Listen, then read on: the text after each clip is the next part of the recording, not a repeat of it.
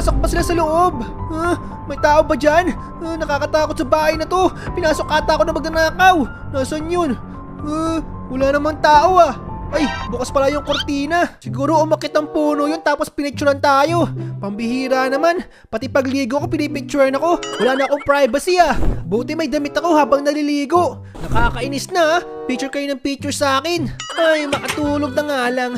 At buksan natin ang aircon para malamig. Mas masarap matulog kapag malamig eh.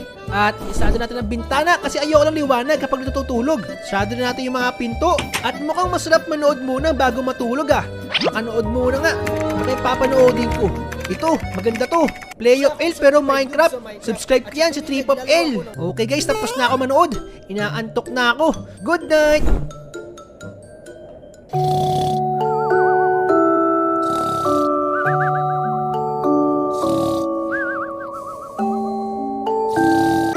Happy morning everybody! Ang sarap ng tulog ko.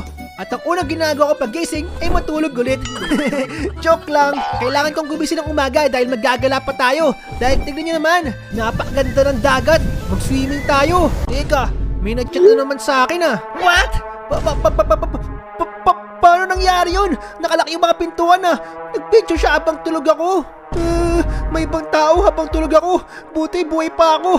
Ano kayang ginawa niya dito? Paano siya nakapasok dito? May stalker ako. Saan kaya siya nagtago? Paano siya